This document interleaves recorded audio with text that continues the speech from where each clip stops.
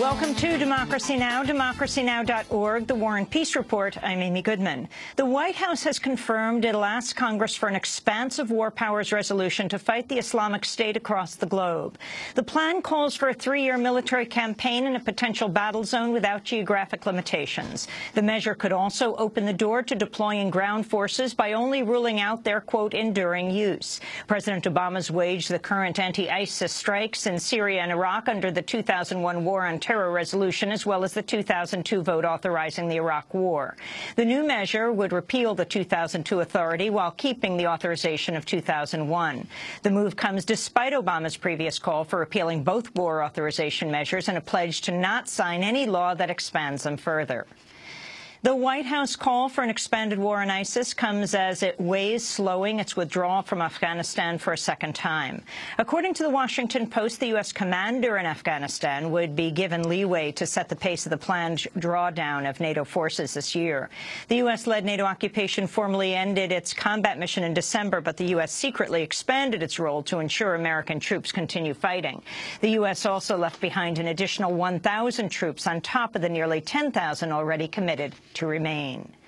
The family of kidnapped U.S. aid worker Kayla Mueller has confirmed her death in Syria.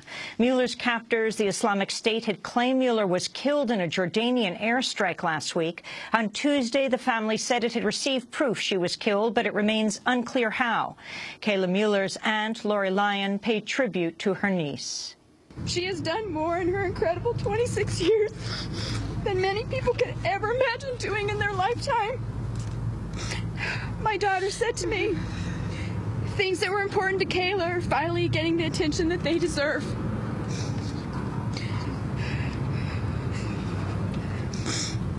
Kayla has touched the heart of the world.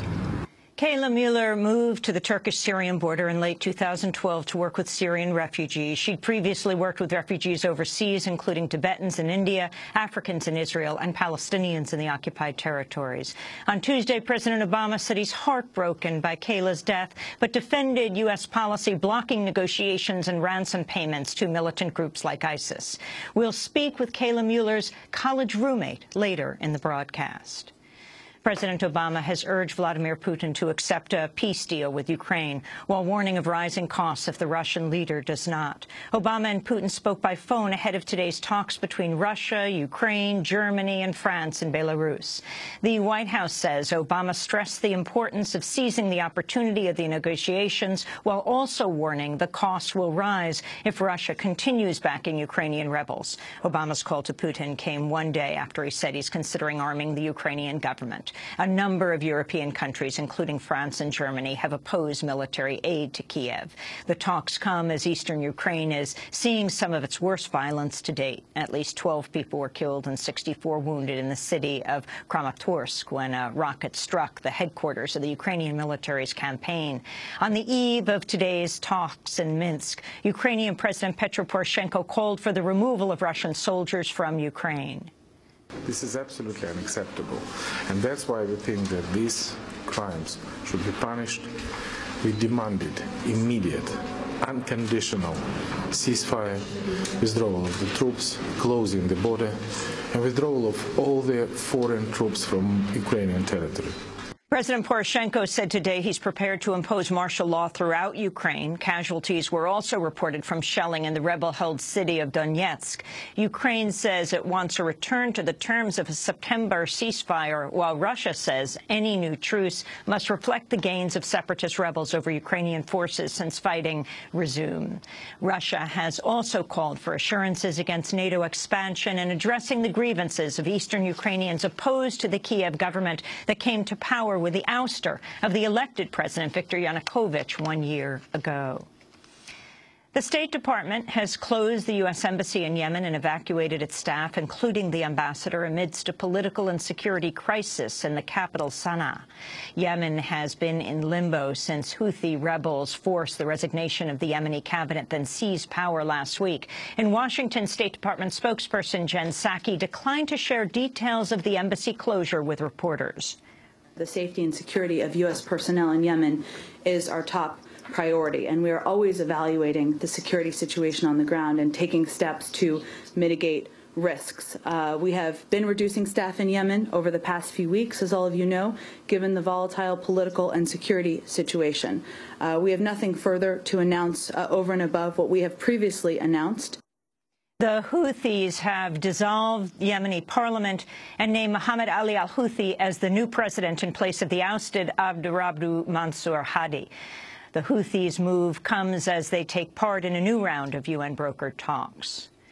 3 Muslim students have been shot dead in an apparent hate crime at the University of North Carolina. The victims were killed Tuesday night when a gunman opened fire at a residential complex in Chapel Hill. They'd been identified as 23-year-old Dia Barakat, his 21-year-old wife, Yusor Mohammed, and her sister, 19-year-old Razan Mohammed Abu Salha. A suspect, Craig Stephen Hicks, has been arrested and charged with 3 counts of first-degree murder. Hicks had made online posts declaring himself a supporter of the group Atheists for Equality.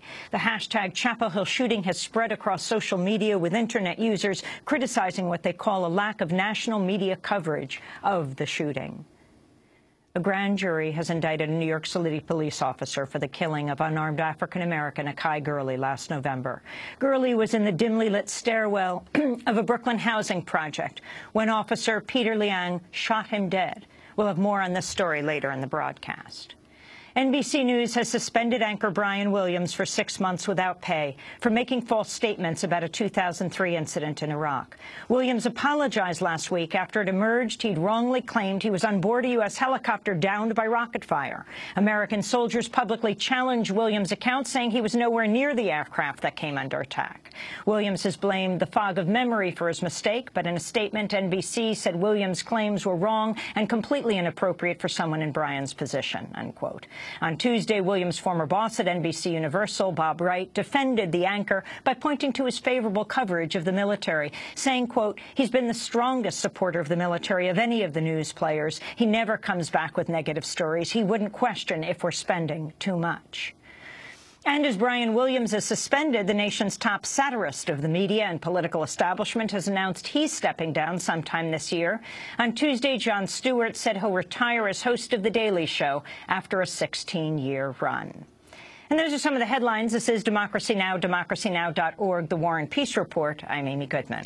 And I'm Juan Gonzalez. Welcome to all of our listeners and viewers around the country and around the world. Juan, you have to wonder when one of the most trusted men in America, right, the top newsman, Brian Williams, admits he's engaging in fake news, and the king of fake news, so Williams is suspended, the king of fake news has retired. You wonder if they could just maybe change places? But also when the real questions about fake news are discussed in all of the media, and that's how they all got it wrong on weapons of mass destruction. Well, maybe Jon Stewart is opening up the possibilities now.